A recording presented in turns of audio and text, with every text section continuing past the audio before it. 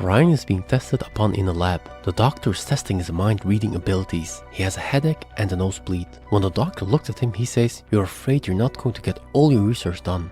When the nurse leaves the room, Ryan says he's stealing a narcotic. The doctor then goes after him. He then finds out he got duped. When he returns, Ryan is gone. He's trying to escape through the ventilator shaft. He enters an office and tries calling as they knock at the door.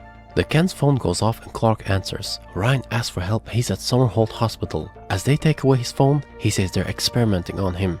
The doctor then injects something into his head.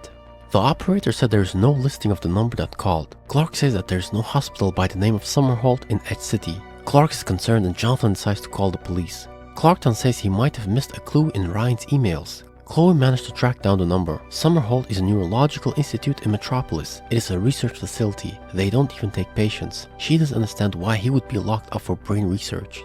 Lex meets up with the mayor. He needs a permit for the zoning commission. The mayor implies some fee. Lex doesn't like the idea. The mayor insists and gives him a card to get in touch with someone. As he leaves, he says how much Lex will lose if the construction shuts down. Nell says that Dean is taking up a job in Metropolis. She wants to move there with Lana, but Lana doesn't like the idea. Clark wants to go to Metropolis to check out Summerholt. Jonathan says the police did not find anything.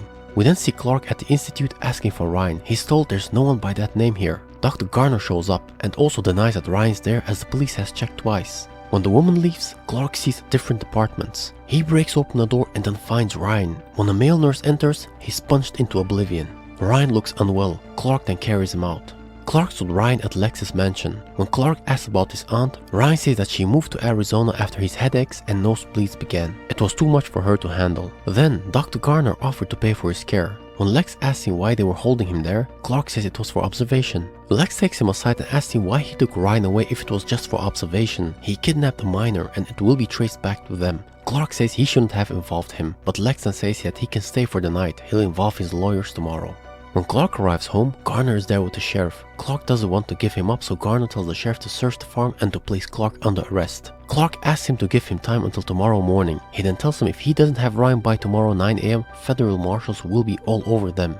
The next day Ryan arrives and the Kents are happy to see him. Jonathan tells him that they don't have much choice but to give him back. He then says that after Garner found out he could read people's minds, his aunt got freaked out. Ryan suddenly says that they're here. We then see the sheriff and Garner arrive. He tells them to give over Ryan, but they don't allow it. He then tells them that they'll lose 2 boys if they don't obey. Suddenly, Lex arrives. He managed to get a temporary restraining order, giving the Kents custody until the situation can be reviewed. Garner says he'll have Clark arrested, but Lex says he has also prepared a countersuit for this. Clark takes Ryan to the town where everyone surprises him. Lana gives him a kiss. Clark says he probably knew of this surprise. He says from half a block away. Ryan then tells Clark that Pete's all stressed out because of his secret. He's afraid of slipping up.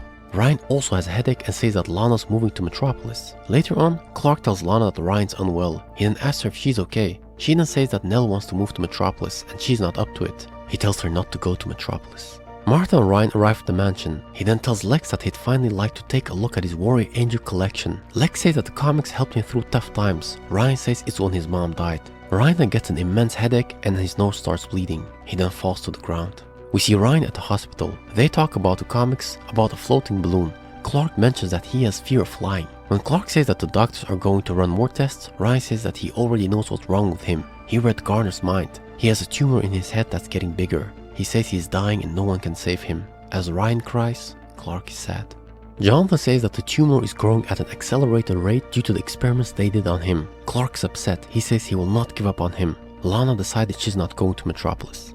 Lex recommends Clark a doctor that developed a serum against brain tumors, but he's traveling today to Helsinki and won't be back for several weeks. Lex says he can't do anything for Ryan, but Clark doesn't want to give up. Lex tells him it's better that he is beside him now. However, Clark insists on saving Ryan. Clark rushes to Hub City to get to the doctor. Lex visits Ryan bringing him comics. They talk about Warrior Angel.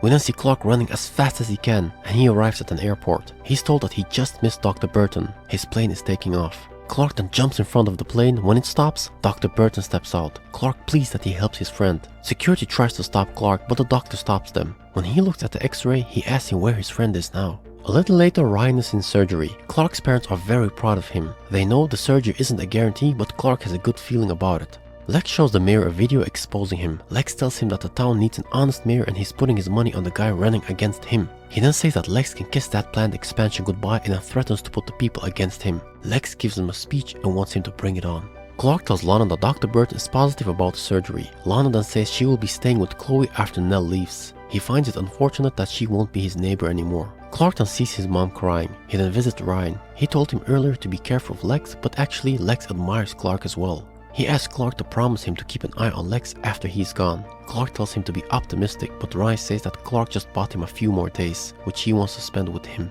Ryan says that it's loud in here. We then see an air balloon. Ryan says it's peaceful. He thanks Clark for the perfect moment. Clark changed his life and will change many lives. Ryan then hugs Clark. We then see Clark staring in sadness upon an empty hospital room. Ryan has passed away.